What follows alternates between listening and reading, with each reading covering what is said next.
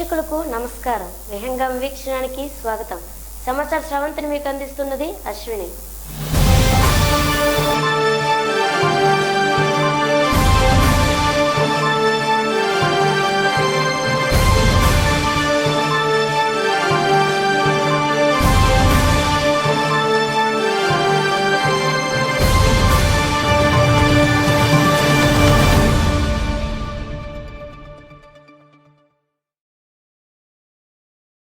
వివరాల్లోకి వెళ్తే, ప్రభుత్వ పాఠశాలల్లో మనబడి నాడు నేడు కార్యక్రమం 2వ విడతకు సిద్ధం కావాలని ఆంధ్రప్రదేశ్ ముఖ్యమంత్రి వైఎస్ జగన్మోహన్ రెడ్డి అధికారులను ఆదేశించారు. నాడు నేడు కార్యక్రమంతో పాటు గోరుముద్దపై క్యాంపు కార్యాలయంలో సీఎం సమావేశం నిర్వహించారు. నాడు నేడు మొదటి విడతలో ఎదురైన అనుభవాలను దృష్టిలో ఉంచుకొని మరింత సమర్థవంతంగా 2వ విడత ప్రారంభించాలని ఆదేశించారు. పనుల నాణ్యతలో ఎక్కడ రాజీ పడొద్దని అధికారులకు స్పష్టం చేశారు. 2వ విడత పనులను ఏప్రిల్ 15వ తేదీ నుంచి ప్రారంభిస్తామని అధికారులు తెలిపారు.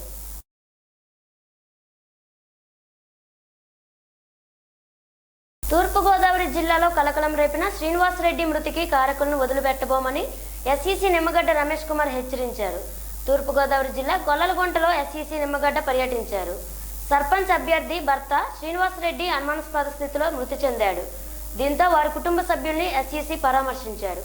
నిందితులు ఎంతటి వారైనా తప్పకుండా శిక్ష పడుతుందని హామీ ఇచ్చారు.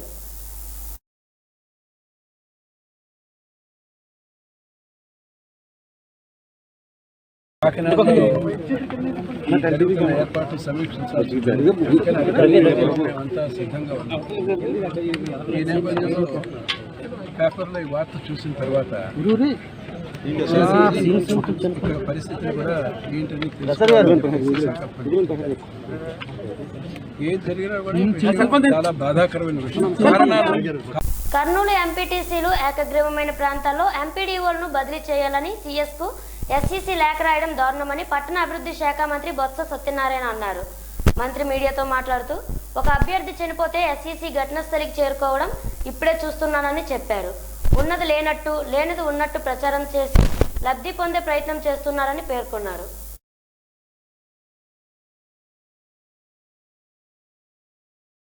టీడీపీ దాడుల డ్రామాలు మొదలుపెట్టిందని వైసీపీ ఎమ్మెల్యే అంబటి రాంబాబు అన్నారు. అచ్చెన్నాయుడు ఊరికనే ఇంట్లో కూర్చుంటే అరెస్ట్ చేశారా? చట్టానికి వ్యతిరేకంగా ఉంటే చంద్రబాబునైనా అరెస్ట్ చేయాల్సిందేనని ఆయన అన్నారు. అచ్చెన్నాయుడు హోంమంత్రి అవుతానని పగటి కలలు కంటున్నాడని ఎద్దేవా చేశారు. పట్టాభి మీద దాడి జరిగిందని హడావిడి చేశారని అన్నారు. తూర్పుగోదావరి జిల్లాలో ఒక అభ్యర్థి భర్త చనిపోయారని ఎస్ఈసీ నిమ్మగడ్డ స్వయంగా వెళ్లడం ఆశ్చర్యంగా ఉందని అన్నారు.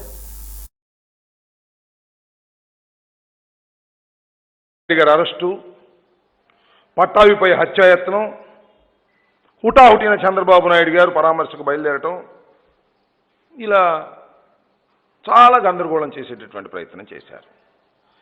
దాంతోపాటుగా ఇవాళ పొద్దున్నే పేపర్లు చూస్తే దేశంపై దాడి, నేతలపై దాష్టికం,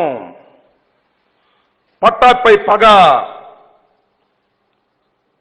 అచ్చెన్నాయుడు మీద కక్ష, ఇవన్నీ ఏదో వండి వార్చి రాష్ట్రంలో ఏదో గందరగోళం జరిగిపోతుందన్నట్టుగాను, ప్రజాస్వామ్యం కూని అయిపోతున్నట్టుగాను భ్రమ కల్పించడానికి చాలా తంటాలు పడేటటువంటి ప్రయత్నం చేశారు.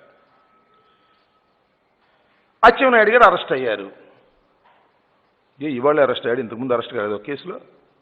ఆయన అరెస్ట్ చేశారు ఇంతకుముందు కూడా. ఎందుకు అరెస్ట్ అయ్యాడు అచ్చెన్నాయుడు గారు? ఊరికినే ఆయన ఇంట్లో కూర్చుంటే వెళ్ళి అరెస్ట్ చేసి తీసుకొచ్చారా? నేరానికి ఆయన పాల్పడలేదా ఈ రాష్ట్రంలో? అచ్చెన్నాయుడు గారిని ఖచ్చితంగా నేరానికి పాల్పడ్డాడు అనేటువంటి ప్రాథమిక సమాచారం ఉన్న తరువాత మాత్రమే అచ్చెన్నాయుడు గారిని అరెస్ట్ చేశారు. ఈ కథ అంతా తెలిసిందే, పత్రికల్లో వచ్చింది కూడా. అచ్చెన్నాయుడు గారు దౌర్జన్యం చేసే ప్రయత్నం చేశాడు, బెదిరించేటటువంటి ప్రయత్నం చేశాడు.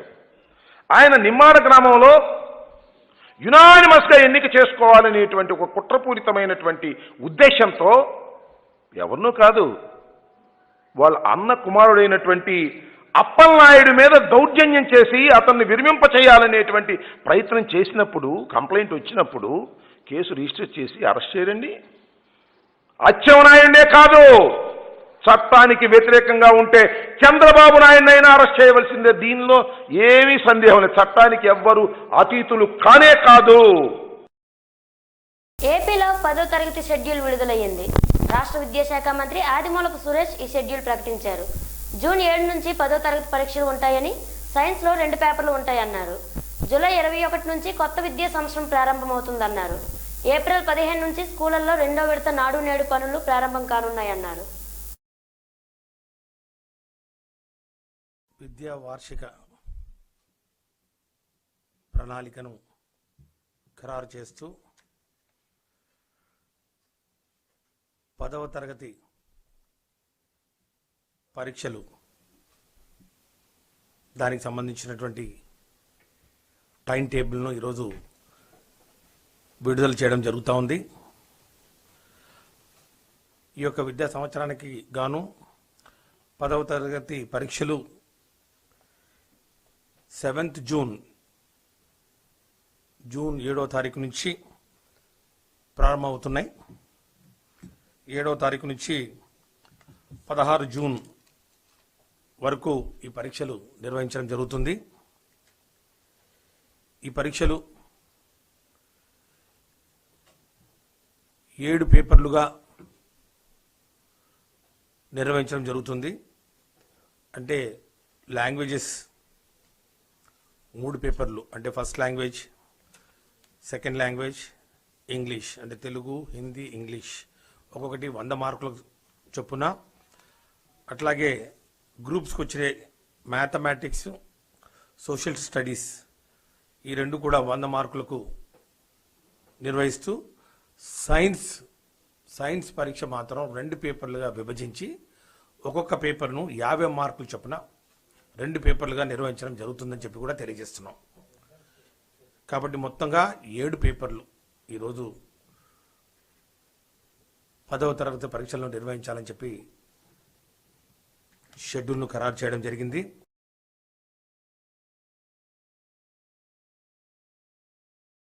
టీడీపీతో కలిసి శవరాజకీయాలు చేస్తున్న నిమ్మగడ్డ రమేష్ కుమార్ చంద్రబాబుపై గురుభక్తిని చాటుకుంటున్నారని వ్యవసాయ శాఖ మంత్రి కన్నబాబు విమర్శించారు. తూర్పుగోదావరి జిల్లా వైసీపీ కార్యాలయంలో ఆయన మీడియాతో మాట్లాడుతూ గొల్లలగుంట వ్యక్తి మృతి చాలా బాధాకరమని, దీనిపై పూర్తి స్థాయి విచారణకు ఆదేశిస్తామని తెలిపారు. ఈ ఘటనలో విచారణ జరగకుండానే ఎస్ఈసీ ఎలా పర్యటిస్తారని ప్రశ్నించారు.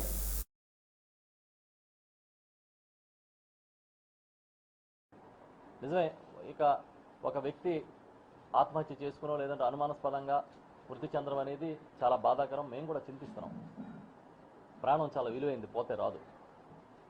కానీ ఎక్కడ ఏ సంఘటన జరిగినా దాన్ని తీసుకొచ్చి వైఎస్ఆర్ పార్టీకి రుద్దాలని తెలుగుదేశం పార్టీ ప్రయత్నం చేస్తున్న సమయంలో పూర్తి విచారణ జరగకుండా ఒక ఎన్నికల కమిషనరు ఈ విధంగా పర్యటించడం అనేది ఏమైనా సబబుగా ఉందా అని నేను అడుగుతున్నా.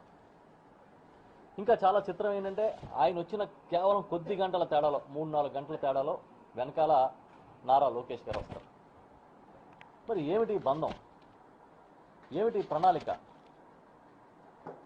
మేము అంటే అన్నామంటారు, చెప్పకపోతే మీరు మా మీద వేసే ఈ ప్రతిపక్ష పార్టీలు కానీ లేదంటే మరొక వ్యవస్థలో ఉన్న కీలక వ్యక్తులు కానీ మా మీద వేసే బురదని మేము రోజు కడుక్కుంటూ ఉండాలా? మా పార్టీని మేము సుప్రీంకోర్టు ఇచ్చిన ఆదేశాలని గౌరవించి ఎన్నికల్లో పాల్గొని ఎన్నికల్ని ఒక సంయమనంతో ఎదుర్కొంటున్న పరిస్థితులు మేము చేస్తున్నప్పుడు ఈ విధంగా ప్రజల్లో అనుమానాలు రేకెత్తించి రాష్ట్రంలో ఏదో అరాచకం జరిగిపోతున్నట్టుగా ఈ పర్యటనలు ఏమిటని అడుగుతున్నాం. ఇప్పటికే రమేష్ కుమార్ గారి వ్యవహార శైలి చాలా వివాదాస్పదంగా ఉన్న విషయం అందరికీ తెలుసు. 2016లో ఎన్నికల కమిషనర్గా బాధ్యతలు స్వీకరించిన నాటి నుంచి ఒక్క కాకినాడ మున్సిపల్ కార్పొరేషన్ ఎన్నికల్ని పెట్టమని హైకోర్టు ఇచ్చిన తీర్పు ఆధారంగా ఎన్నికలు తప్ప మరొక ఎన్నిక కూడా పెట్టలే. కనీసం సర్పంచులు ఎన్నికైన వారు చనిపోయినప్పుడు, ఎంపీటీసీ ఎన్నికైన వారు చనిపోయినప్పుడు కూడా జరపాల్సిన ఉప ఎన్నికలు తెలుగుదేశం పార్టీ గవర్నమెంట్లో ఎందుకు జరపలేదని మేము ప్రశ్నిస్తున్నాం. భారత్లో కరోనా వ్యాప్తి తగ్గుముఖం పట్టింది. గడిచిన 24 గంటల్లో దేశంలో కొత్తగా 11,039 పాజిటివ్ కేసులు నమోదయ్యాయి. దీంతో మొత్తం కేసుల సంఖ్య 1,07,77,000కి చేరింది. వైరస్ ప్రభావంతో కొత్తగా 110 మంది మరణించారు. టీకా డ్రైవ్లో ఇప్పటి వరకు 41,38,918 మందికి వ్యాక్సిన్ వేసినట్లు కేంద్ర వైద్య ఆరోగ్య శాఖ వెల్లడించింది.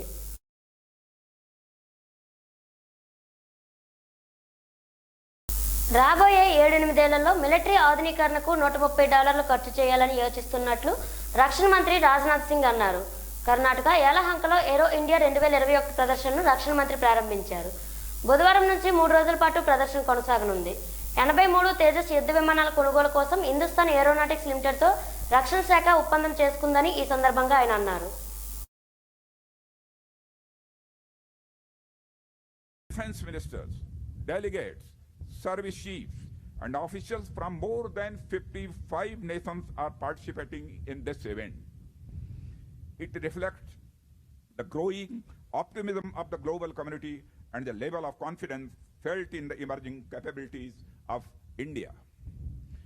The gracious presence of defense and foreign affairs ministers, service chiefs, officials and delegates who have arrived from various countries and far-off places has added a greater significance in value to the event. I am personally grateful to you all. I express my deep sense of gratitude to the defense ministers from Maldives, Ukraine, Equatorial Guinea, Iran, Comoros, and Madagascar who have joined this show in person and many others who are joining virtually. చేనేత రంగాన్ని ఆదుకోవాలని Rajya Sabha MP Pilli Subhash కోరారు. జీఎస్టీతో చేనేత కార్మికులు సమస్యల్లో కూరుకుపోయారని ఆవేదన వ్యక్తం చేశారు. ఏపీలో చేనేత కార్మికుల కోసం జగన్ ప్రభుత్వం పలు పథకాలు అమలు చేస్తుందని పేర్కొన్నారు.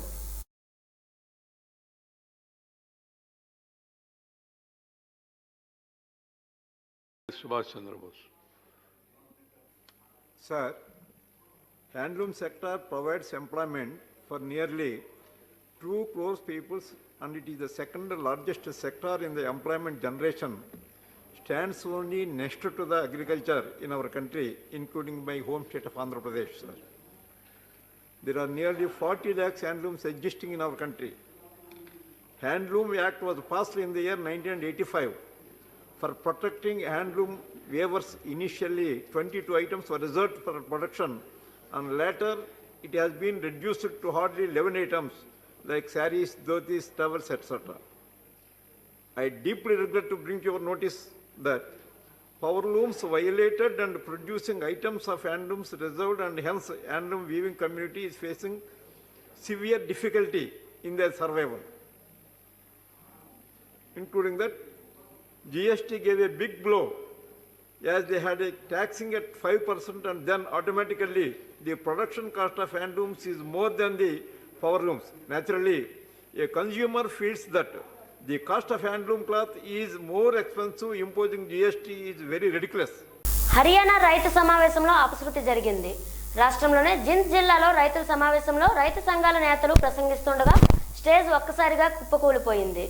అధిక శాతం మంది రైతులు స్టేజ్ పైకి రావడంతో ఈ ఘటన జరిగింది. ఈ సమావేశంలో భారత్ కిసాన్ యూనియన్ నేత రాకేష్ తికాయిత్తో పాటు పలువురు రైతు సంఘం నేతలు ఉన్నారు.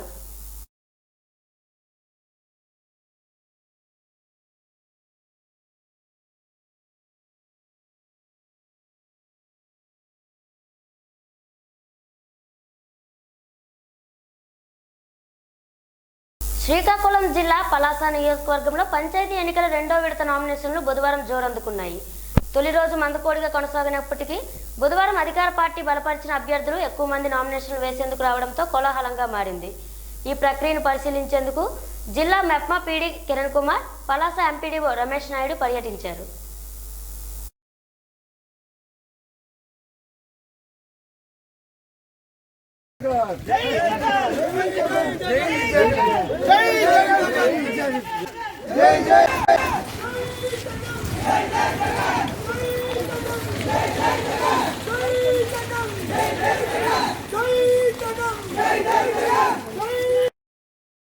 రాష్ట్రంలో పాఠశాలలు పునఃప్రారంభమైన సందర్భంగా జిల్లా అధికారులు పాఠశాలల్లో మౌలిక సదుపాయాలపై దృష్టి సారిస్తున్నారు.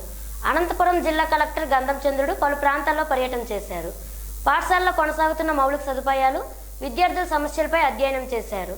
మధ్యాహ్నం భోజనంలో ఉన్న సమస్యలపై ఆరా తీశారు.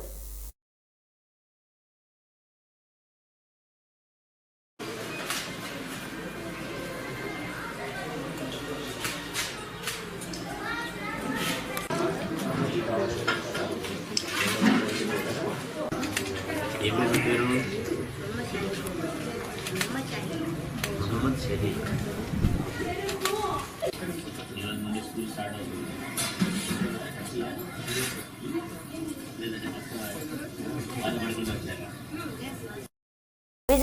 జిల్లా పార్వతీపురం ఎక్సైజ్ అసిస్టెంట్ సూపరింటెండెంట్ కార్యాలయంలో కానిస్టేబుల్పై దాడి జరిగింది.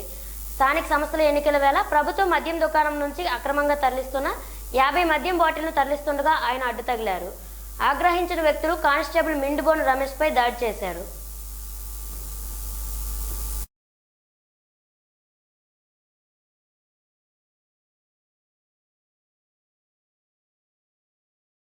మరో బులెటిన్లో మళ్ళీ కలుద్దాం. చూస్తూనే ఉండండి విహంగం టీవీ. నిశిత పరిశీలన, నిజమైన సమాచారం కోసం. నమస్కారం.